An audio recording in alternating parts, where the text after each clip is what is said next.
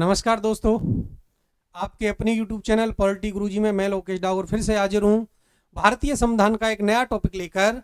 और दोस्तों, आज की जो क्लास है उसमें हम भारतीय संविधान का जो टॉपिक पढ़ेंगे वो है संघ एवं उसके राज्य क्षेत्र। संघ एवं राज्य क्षेत्र की अगर हम बात करें तो आप देखोगे कि भारतीय संविधान का भाग 1, भारतीय संविधान के अनुच्छेद 1 से लेकर 4 और प्रथम अनुसूची संघ एवं राज्य क्षेत्रों का विस्तृत विवरण आपको देखने को मिलेगा। तो आप देखते हो भारतीय संविधान में अगर हम बात करें यहां से, तो आप देखोगे अगर कुल अनुच्छेदों की बात करें हम, कुल अनुच्छेद कितने हैं हमने पढ़े पिछली क्लास में, 395 है। अगर हम बात करें भाग की तो भाग मिलते हैं आपको दोस्तों 22। और अगर हम बात करें अनुसूची की तो अनुसूची पहले थी संविधान में, मूल संविधान में 26 जनवरी 1950 को 8 और वर्तमान में अनुसूचियों की संख्या है दोस्तों 12 है। क्लियर है। अब देखो संघ एवं राज्य क्षेत्र, देखो अब हमने आपके भारतीय संविधान के अनुच्छेद स्टार्ट कर दिए हैं और अनुच्छेद 1 से लेकर 395 अनुच्छेदों को एक एक अनुच्छेद को आपको उंगलियों पर हटाने की जिम्मेदारी मेरी है। आज की जो क्लास है उसमें हम पढ़ेंगे दोस्तों अनुच्छेद 1 से लेकर 4, भारतीय संविधान का भाग 1 और अनुसूची प्रथम।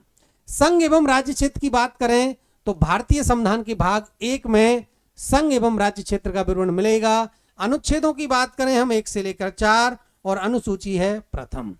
जब मैंने अनुसूचियों वाली क्लास आपको पढ़ाई थी तो उसमें आपको बताया था कि मैं एक प्रश्न था कि सपोज करो किसी राज्य में सीमा में परिवर्तन होना है, नाम में परिवर्तन होना है या क्षेत्र में परिवर्तन होना है, कुछ भी परिवर्तन होना है, तो 3 जो बिंदु हैं भारतीय संविधान के 3 जगह पर आपको इसका असर देखने को मिलेगा। कहां का परिवर्तन करना पड़ेगा? भारतीय संविधान के भाग 1 में आपको परिवर्तन करना पड़ेगा, भारतीय संविधान की प्रथम अनुसूची में आपको परिवर्तन करना पड़ेगा और आर्टिकल है 1 से लेकर 4। क्लियर है, समझ में आया होगा। संघ एवं राज्य क्षेत्र की हम बात करें दोस्तों, हमने पिछली क्लास में ही पढ़ा था। जब आप देखोगे 26 जनवरी 1950 को, तो 26 जनवरी 1950 को भारत में राज्यों की कैटेगरी होंगी 4। कितनी? 4, ए, बी, सी और डी। 4 कैटेगरियों में भारत का विभाजन हमने किया। ए की अगर हम बात करें तो इसमें हमने शामिल किया ब्रिटिश प्रांत को, जो ब्रिटिश प्रांत थे जिन पर ब्रिटिश गवर्नमेंट का प्रत्यक्ष नियंत्रण था। बी कैटेगरी में हमने शामिल किया देसी रियासतों को। किनको? देसी रियासतों को। अगर सी कैटेगरी की बात करें हम तो इसमें थे चीफ कमिश्नर प्रांत। और डी कैटेगरी हम देखें तो डी कैटेगरी में हमने शामिल किया था अरुणाचल प्रदेश। इस प्रकार 1950 में जब भारत आजाद हुआ तो हमने राज्यों की श्रेणी बनाई 4। कितनी बनाई? 4। और ये आपको कहां देखने को मिलेगा? भाग 1 आर्टिकल 1 से लेकर 4 और अनुसूची प्रथम में। जब आप देखोगे एक अधिनियम आएगा, कौन सा? 7वें संविधान संशोधन के द्वारा 7वां संविधान संशोधन होगा। और ये कब होगा दोस्तों? ये होगा 1956 में। कब होगा? 1956 में। इसके द्वारा जो 4 श्रेणी थी उनको क्या कर देंगे हम?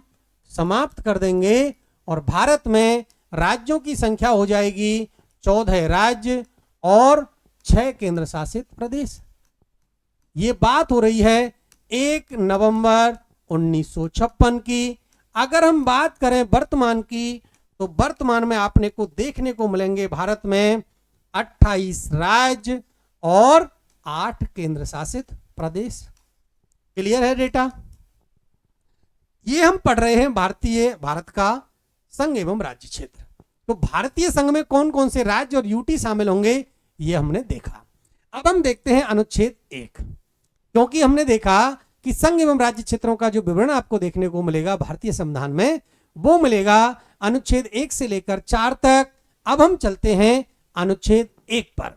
अनुच्छेद 1 में क्या मिलेगा? देखो, भारत, इंडिया अर्थात भारत अर्थात इंडिया राज्यों का होगा संघ। क्लियर है?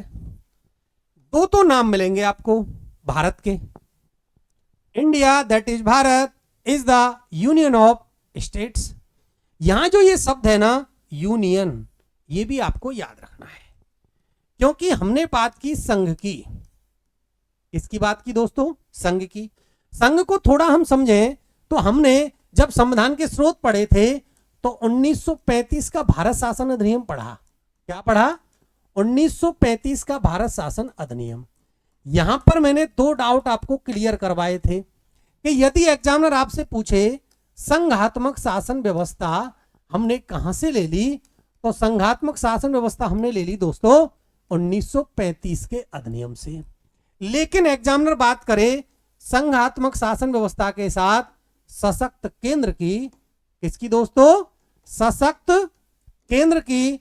तो सशक्त केंद्र हमने ले लिया दोस्तों कहां से? कनाडा। क्लियर है? भारत की जब आप अनुच्छेद 1 देखोगे तो उसमें आता है भारत अर्थात इंडिया क्या होगा? राज्यों का संघ होगा। संघ की अगर थोड़ी हम हिस्ट्री के पॉइंट ऑफ व्यू से देखें तो सबसे पहले संघ की जो बात की वो 1935 की अधिनियम में आपको देखने को मिलेगी। इसके बाद में आप देखते हो 1946 का कैबिनेट मिशन।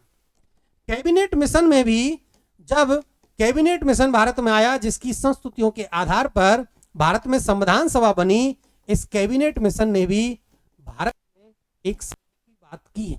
क्योंकि यहां आप देखते हो अखिल भारतीय संघ का प्रावधान पहली बार आपको देखने को मिलता है दोस्तों, तो वो मिलता है 1935 के भारत शासन अधिनियम में।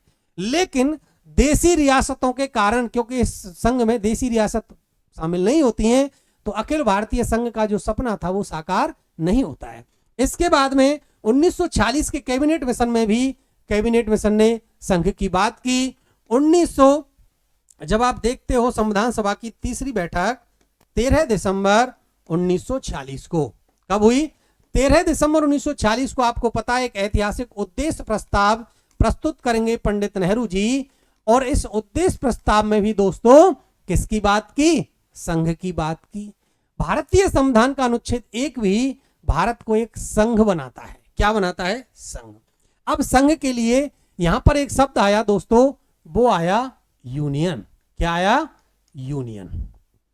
पढ़ा था हमने, India that is Bharat is the वो shall be state of union, union of state.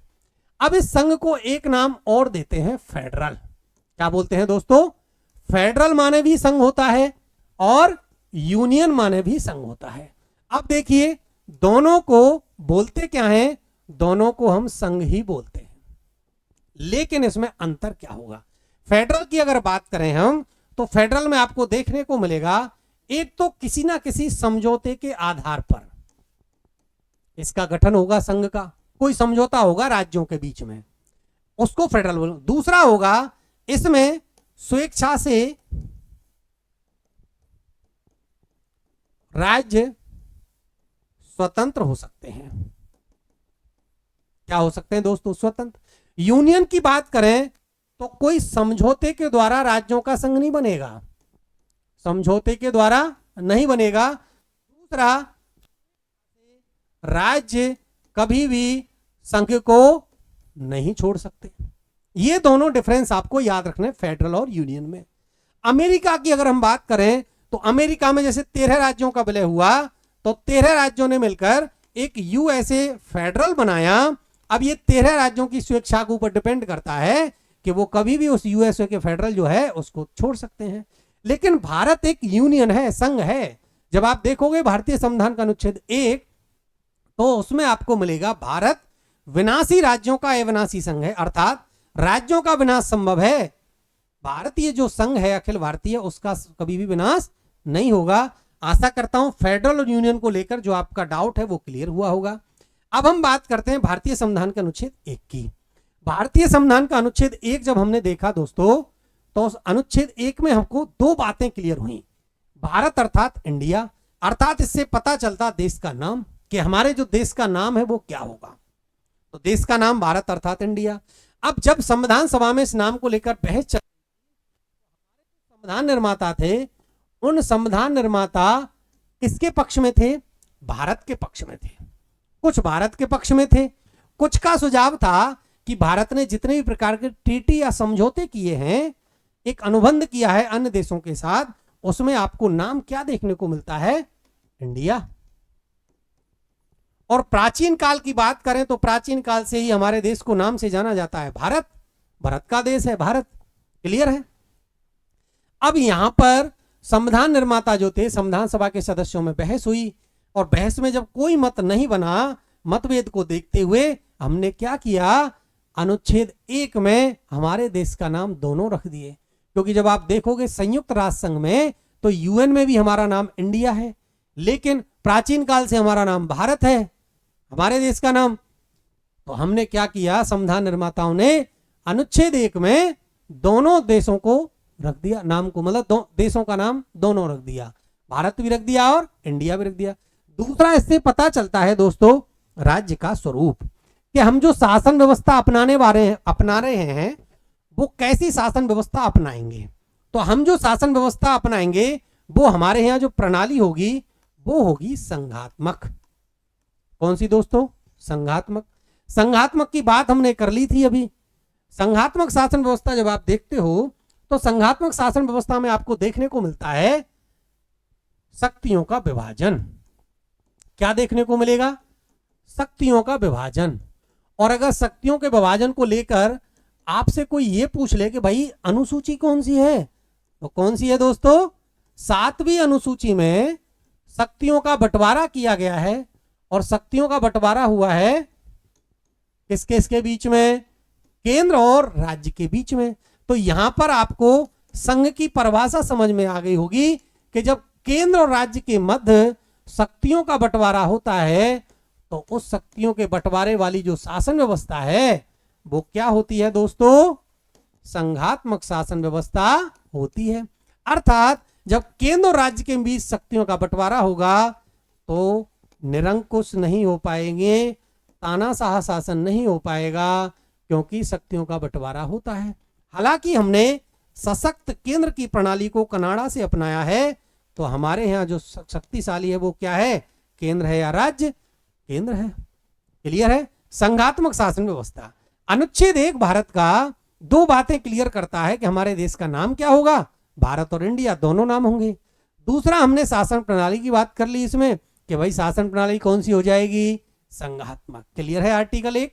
चलते हैं अनुच्छेद 2 की ओर। इसमें थोड़ा एक और पॉइंट पढ़ेंगे अभी हम। अनुच्छेद 1(3) के अंतर्गत भारतीय संविधान का जब आर्टिकल 1 के अंतर्गत आप 3 देखोगे तो आपको देखने को मिलता है दोस्तों कि यह वर्णन करता है कि भारतीय संघ में कौन कौन से क्षेत्र शामिल होंगे। तो देखो, राज्यों के राज्य क्षेत्र अर्थात राज्य शामिल होंगे। दूसरा, संघ शासित क्षेत्र अर्थात यूटी शामिल होंगे। और तीसरी बात की है अर्जित क्षेत्र, जिसमें आप देखते हो सिक्किम, जिसमें आप देखते हो कि हम पुर्तगालियों से मुक्त कराएंगे गोवा दमन द्वीप को, है ना? यही तो है। फ्रांसीसियों मुक्त कराएंगे बाद में, है ना? तो ये जो सारे हमने बाद में, जैसे आप सिक्किम पढ़ोगे 35वां और 36वां संविधान संशोधन द्वारा इसको हम सहायक राज्य से पूर्ण राज्य बनाएंगे। अर्थात ये भारत में शामिल नहीं थे, इनको अर्जित किया गया है। इन अर्जित क्षेत्रों को भी हम कहां शामिल करेंगे? भारत में शामिल करेंगे। और ये वर्णन मिलता है आपको भारतीय संविधान के अनुच्छेद 1 में 1 के 3 में। क्लियर है। 1(3) में क्या क्या है? आपको मिलेगा राज्य क्षेत्र अर्थात राज्य, इसके बाद संघ, और इसके बाद जो भी भारत में क्षेत्र अर्जित किए जाएंगे वो होंगे भारतीय संघ में शामिल। अनुच्छेद 2 की अगर हम बात करें दोस्तों, अनुच्छेद 2 और 3 दोनों में थोड़ा सा डिफरेंस है। यहां पर कंफ्यूज होने की जरूरत नहीं है, क्योंकि अनुच्छेद 2 आप देखोगे उसमें भी नए राज्यों की गठन की प्रक्रिया का उल्लेख है। अनुच्छेद 3 आप देखते हो तो अनुच्छेद 3 में भी आपको देखने को मिलेगा नए राज्यों का गठन। आप नए राज्य का क्या करेंगे? जैसे सपोज करो एक राज्य है, उसको विभाजित करके 2 राज्य बना सकते हो।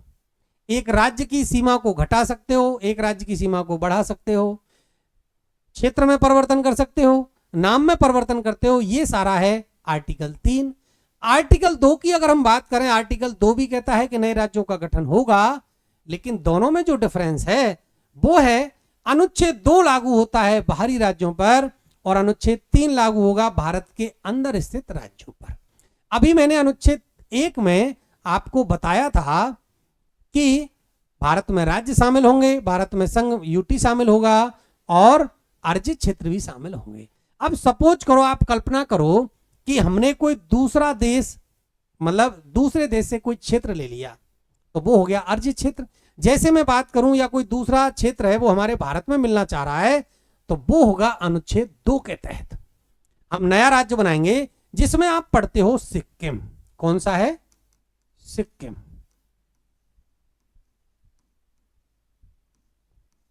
सिक्किम को आप देखोगे 35वें संविधान संशोधन 1974 के द्वारा सहायक राज्य बनाएंगे, और 36वां संविधान संशोधन 1975 में करेंगे, और हम दे देंगे इसको दोस्तों पूर्ण राज्य का दर्जा। क्लियर है? तो सिक्किम जैसे हमने 1975 में बना लिया पूरा राज्य।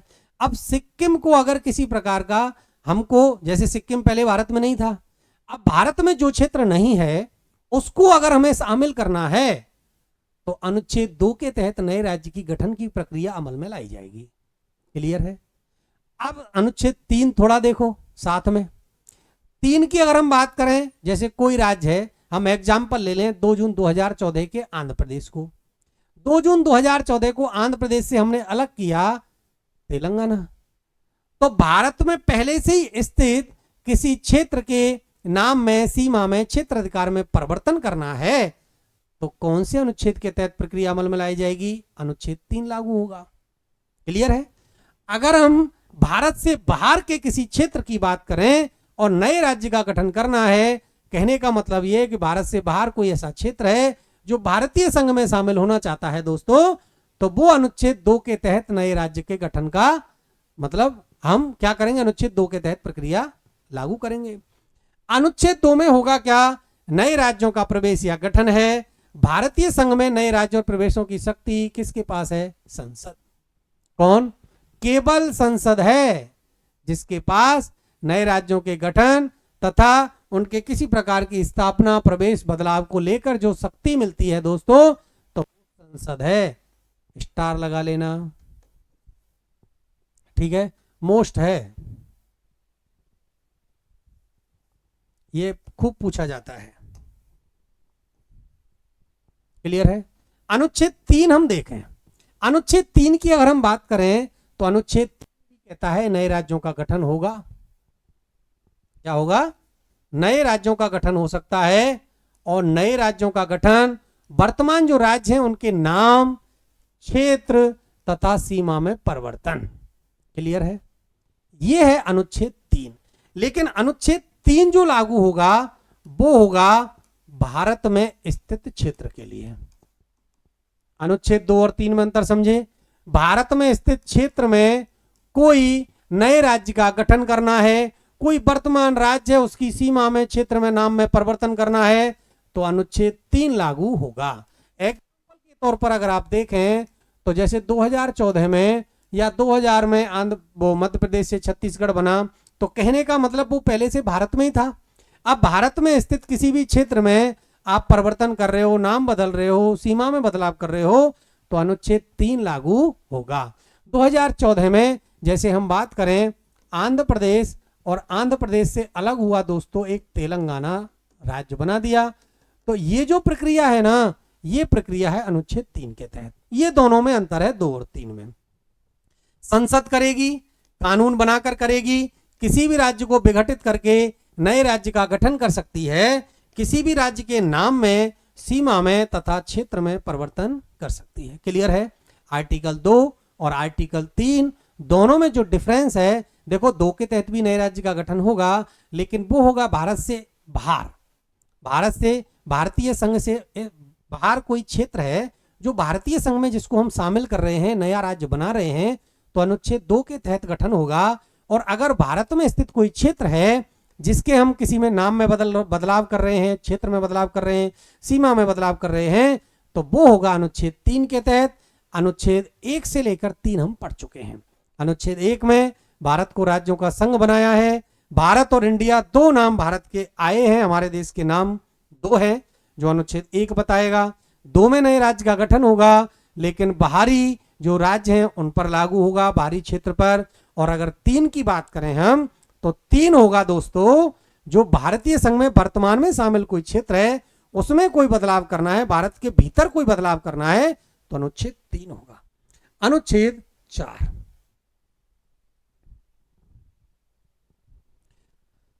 अब नए राज्य की गठन की प्रक्रिया देख लें थोड़ा सा।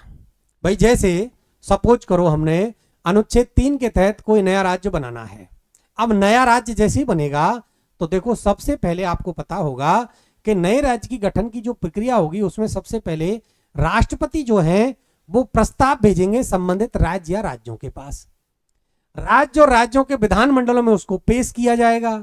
पेश करने के बाद सपोज करो सदन में उसको स्वीकार या अस्वीकार कर दिया जाए तो किसी प्रकार का कोई प्रभाव नहीं पड़ता है। याद कर लो, सपोज करो कोई नए राज्य का गठन करना है और नए राज्य के गठन को लेकर जिस राज्य में गया, जैसे हम राजस्थान की बात करें, राजस्थान के अभी 2 पार्ट होने वाले हैं। जैसे 2 पार्टों की कोई चर्चा करें कि पश्चिमी राजस्थान और पूर्वी राजस्थान को 2 भागों में विभाजित कर दें हम।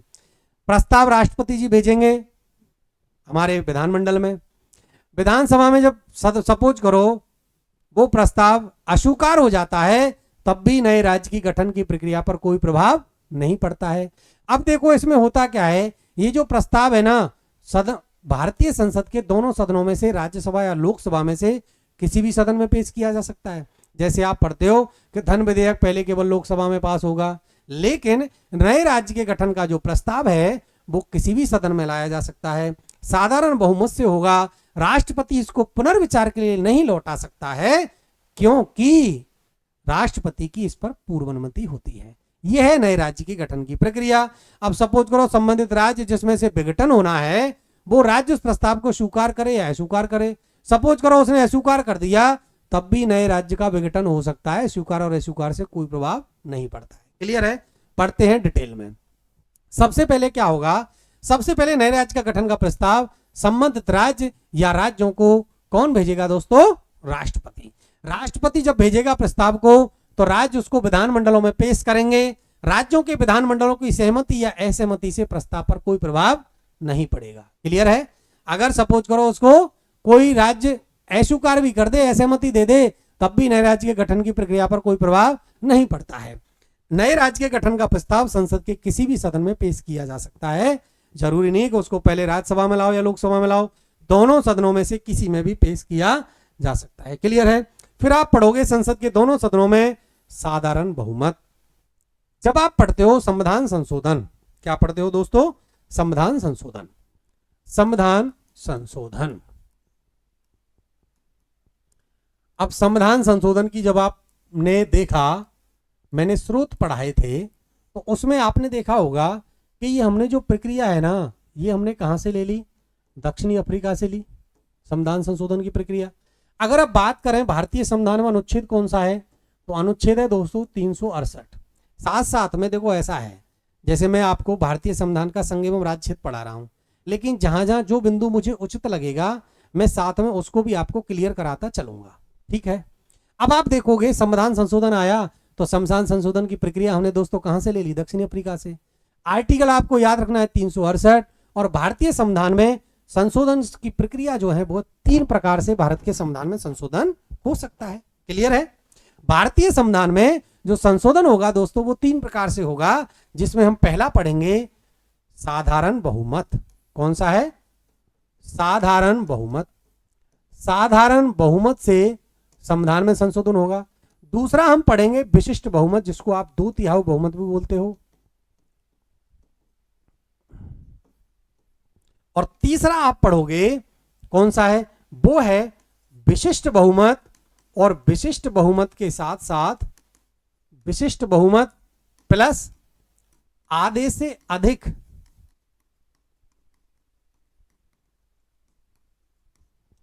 राज्यों की विधानमंडलों का अनुमोदन। विधानमंडलों का क्या है दोस्तों? अनुमोदन। क्लियर है? तो संविधान संशोधन की भारतीय संविधान में 3 प्रकार की प्रक्रिया का उल्लेख मिलता है, जिसमें साधारण बहुमत है, विशिष्ट बहुमत है, तीसरा है विशिष्ट बहुमत के साथ साथ आधे से अधिक राज्यों के विधानमंडलों का अनुमोदन भी होना चाहिए। तो ये 3 प्रकार की प्रक्रिया मिलती है। राज्यों के गठन की अगर हम बात करें दोस्तों, तो राज्यों का जो गठन होगा वो होगा साधारण बहुमत के द्वारा। क्लियर है? साधारण बहुमत से होगा, किसी भी सदन में पेश किया जा सकता है, राज्यों के विधानमंडलों के स्वीकार और अस्वीकार से कोई प्रभाव नहीं पड़ेगा, राष्ट्रपति इसको पुनर्विचार के लिए नहीं लौटाएगा क्योंकि ऑलरेडी इसमें क्या होगी, पूर्वानुमति होगी। अब यहां से प्रश्न कैसे बनेगा, देखो, नए राज्य के गठन से संबंधित जो प्रस्ताव है वो सबसे पहले राज्य या राज्यों के मतलब राज्यों को कौन भेजेगा, राष्ट्रपति भेजेगा। अब सत्य में से कोई प्रश्न आ जाए तो आपको ये जो बिंदु है वो पूरे के पूरे याद होने चाहिए, कौन सा असत्य है। सपोज करो ये आ जाए कि राज्यों की सहमति या असहमति पर प्रभाव पड़ेगा, तो आपका आंसर हो जाएगा नहीं, कोई प्रभाव नहीं पड़ेगा। फिर आ सकता है कि कौन से सदन में कोई ऐसा विशेष है क्या, राज्यसभा में पेश करेंगे या लोकसभा में पेश करेंगे, तो आपका आंसर होगा नहीं, संसद के किसी भी सदन में इसको पेश किया जा सकता है। फिर कोई पूछ ले कि भाई ये बता दो कि बहुमत कैसा होता है, साधारण होता है। दूसरा है इसमें संयुक्त बैठक। संयुक्त बैठक का प्रावधान आपने देखा था अनुच्छेद 108 के तहत संयुक्त बैठक का प्रावधान है भारतीय संविधान के अनुच्छेद 8 में। संयुक्त बैठक बुलाई जा सकती है क्या, इस पर नहीं बुलाई जाएगी। पुनर्विचार के लिए लौटा सकता है क्या, राष्ट्रपति स्टार लगा लो, इसको पुनर्विचार के लिए नहीं लौटा सकता क्योंकि नए राज्य का गठन की जो प्रस्ताव है वो राष्ट्रपति की पूर्व अनुमति से ही क्या किया जाता है, पेश किया जाता है। आशा करता हूं भारतीय संविधान के अनुच्छेद 1, 2 और 3 साथ में नए राज्य की जो गठन की प्रक्रिया है उससे संबंधित आपका कोई डाउट नहीं रहा होगा। और अगर इसके बाद भी आपको कुछ लग सकता है तो आप हमें कमेंट करके बताएं, हमारी टीम आपको 100% क्या देगी, रिप्लाई करेगी। अब आप देख लेते हैं अनुच्छेद 4। अनुच्छेद 4, अनुच्छेद जो 4 है दोस्तों, इसमें वर्णन मिलता है कि भारतीय संविधान का अनुच्छेद 2 और अनुच्छेद 3 के तहत अगर कोई कानून बनता है, कोई विधि बनती है, तो अनुच्छेद 368 जो हमने अभी पढ़ा था संविधान संशोधन, उसको संविधान संशोधन की श्रेणी में नहीं माना जाएगा। ठीक है? अब आपका आंसर होगा कि सर थोड़ी देर पहले आपने बताया सिक्किम 35वां संविधान संशोधन हुआ, भाई नए राज्य का गठन किया हमने अनुच्छेद 2 के तहत। ठीक है, आप पढ़ोगे भारतीय संविधान का 10वां संविधान संशोधन, 12वां संविधान संशोधन, 9वां संविधान संशोधन बेरूबाड़ी को लेकर, 14वां संविधान संशोधन आप पढ़ोगे चंद्रनगर यनम महाकर एकल पंडिचेरी को लेकर। तो दोस्तों, और फिर आप पढ़ोगे 100वां संविधान संशोधन 2014 में जो नरेंद्र मोदी सरकार ने किया था ये। तो अब ये बताओ, जब इनको अनुच्छेद 2 और 3 के तहत, अनुच्छेद 368 के तहत 2 या 3 पर संविधान संशोधन लागू ही नहीं होता है, तो ये क्यों संविधान संशोधन किए गए थे? तो दोस्तों ये जो है ना, ये हमारे भारत से बाहर के क्षेत्र थे। क्या थे? भारत से बाहर के क्षेत्र। जैसे आप देखोगे बेरूबाड़ी, जब आप डिटेल में पढ़ोगे नवा संविधान संशोधन 1960 है ना, तब आपको पता चलेगा कि उच्चतम न्यायालय अपना निर्णय क्यों देगा। तो डिटेल में पढ़ेंगे, पहले ये समझ लेते हैं कि अनुच्छेद 4 में क्या है। सॉरी, अनुच्छेद जो 4 है ना, वो कहता है कि अनुच्छेद 2 और 3 के तहत अगर भारत की संसद, देखो नए राज्य के गठन का पूरा जो अधिकार है वो संसद के पास है। संसद ही कानून बना सकती है ना, संसद ही किसी राज्य के नाम, क्षेत्र और सीमा में परिवर्तन कर सकती है, तो पूरा अधिकार संसद के पास हो गया। अब संसद कोई कानून बनाएगी अनुच्छेद 2 और 3 के तहत, तो अनुच्छेद 368 हम कहते हैं संविधान संशोधन, वो संविधान संशोधन उस पर लागू नहीं होगा। आज की क्लास में हम 2 संविधान संशोधनों पर डिटेल में डिस्कस करेंगे। अब हम एक संविधान संशोधन देखते हैं, नवा। कौन सा है दोस्तों? नवा। नवा संविधान संशोधन 1960 बेरूबाड़ी बाद, आपको खूब पता है बेरूबाड़ी ये जो जगह थी ये थी पश्चिमी बंगाल, वर्तमान जो है ना ये पश्चिमी बंगाल में जगह थी। इसको लेकर भारत और पाकिस्तान, किस किस के बीच में विवाद था? भारत और तत्कालीन बात करें तो पूर्वी पाकिस्तान की, क्योंकि 1960 में चल रहे हैं हम, और वर्तमान में ये जो क्षेत्र है ये है बांग्लादेश के पास। क्लियर है? अब भारत और तत्कालीन पूर्वी पाकिस्तान के बीच में इसको लेकर दोस्तों विवाद था, तो प्रधानमंत्री थे नेहरू जी। कौन थे? नेहरू जी। नेहरू जी ने इस जगह को क्या किया कि भाई ठीक है, इस विवाद को हम समाप्त करते हैं और इस जगह को हम किसको दे दें, वर्तमान बांग्लादेश अर्थात उस समय के पूर्वी पाकिस्तान को दे देते हैं। लेकिन उच्चतम न्यायालय ने बोला भाई कैसे कैसे दे दोगे, क्यों कि अनुच्छेद 2 तो कहता है कि आप किसी भी दूसरे क्षेत्र को भारत में ग्रहित कर सकते हो। अनुच्छेद 2 के तहत आप सपोज करो कोई बाहरी क्षेत्र है जो भारतीय संघ में शामिल होना चाहता है, तो उसको आप नए राज्य का गठन की प्रक्रिया अमल में लाओगे तो 2 के तहत। अनुच्छेद 3 कहता है कि अनुच्छेद 3 में भारत में स्थित कोई क्षेत्र है, उसके नाम क्षेत्र सीमा में परिवर्तन करोगे तो आप क्या करोगे अनुच्छेद 3 के तहत, लेकिन वह क्षेत्र कहां रहना चाहिए, भारत में ही, है ना। लेकिन ये जो बेरूबाड़ी है इसको हम कहां दे रहे हैं, वर्तमान बांग्लादेश और तत्कालीन पूर्वी पाकिस्तान को। तो इसलिए क्या करना पड़ेगा आपको, नवा संविधान संशोधन करना पड़ा। तो यहां पर आपका आर्टिकल 368 लागू होगा। समझ में आया होगा, ठीक है, कि ये संविधान संशोधन हमको क्यों करना पड़ा। इसके बाद हम पढ़ेंगे 100वां संविधान संशोधन जो 2015 में हुआ। दोस्तों इसकी हम बात करें तो आप देखोगे बांग्लादेश के साथ हमने क्या कर दी, क्षेत्रों की अदला बदली कर दी, अदला बदली।